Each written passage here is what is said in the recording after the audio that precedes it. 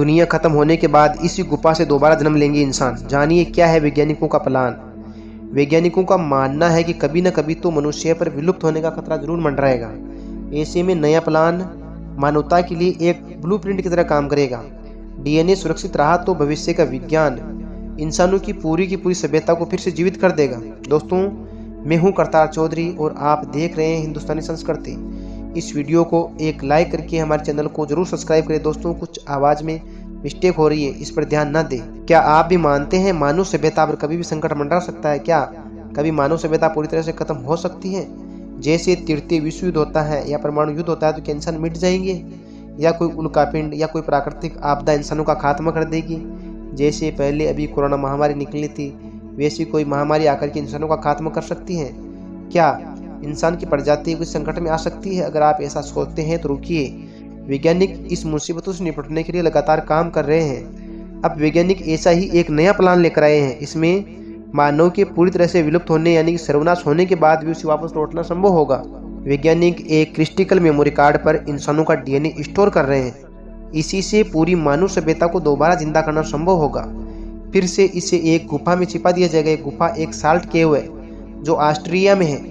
वैज्ञानिकों का मानना है कि इसी तरीके से जीव जंतु जो खतरे में है उनका डीएनए भी स्टोर किया जा सकता है और उन्हें बचाया जा सकता है। वैज्ञानिकों का मानना है कि यह क्रिस्टल जिसके ऊपर हम डीएनए स्टोर कर रहे हैं, ये मौजूदा युद्ध, प्राकृतिक आपदा या फिर उल्कापिंड के टकराने से नष्ट नहीं होगा। यह एक 5D मेमोरी कार्ड है जो फ्यूज्ड क्वार्टर्स से बना है। ये धरती का सबसे लंबे समय तक चलने वाला पदार्थ है। दूसरे डाटा स्टोरेज फॉर्मेट की तरह नहीं है जो समय के साथ खराब हो जाए। इसलिए इसे अनंत काल वाला क्रिस्टल भी कहते हैं, जिसे यूनिवर्सिटी ऑफ साउथहैम्पटन के वैज्ञानिकों ने विकसित किया है।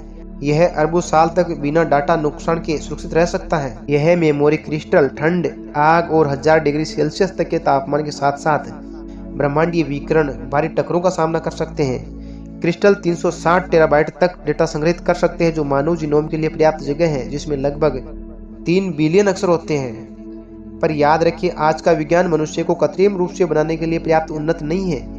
वैज्ञानिक कहते हैं कि इस क्षेत्र में हाल ही में हुई प्रगति भविष्य में इसे संभव बना सकती है। वही टीम ये सिद्धांत भी बनाती है कि अगर भविष्य में साइंस ने इतनी प्रगति की तो मशीनें, रोबोट मनुष्यों को पुनर्जीवित करने में सक्षम हो सकते हैं। साउथहैम्पटन में टीम का नेतृत्व करने वाले प्रोफेसर पीटर कंचांस्की कहते हैं कि हम दूसरों के काम से जानते हैं कि सरल जीवों की अनुवांशिक सामग्री को संश्लेषित किया जा सकता है और प्रयोगशाला में जीवित नमूना बनाने के लिए मौजूदा कोशिकाओं में इस्तेमाल किया जा सकता है। दोस्तों, क्या आप भी मानते हैं ऐसे में यदि कभी मानव सभ्यता समाप्त होती है तो उसे पुनर्जीवित किया जा सकता है?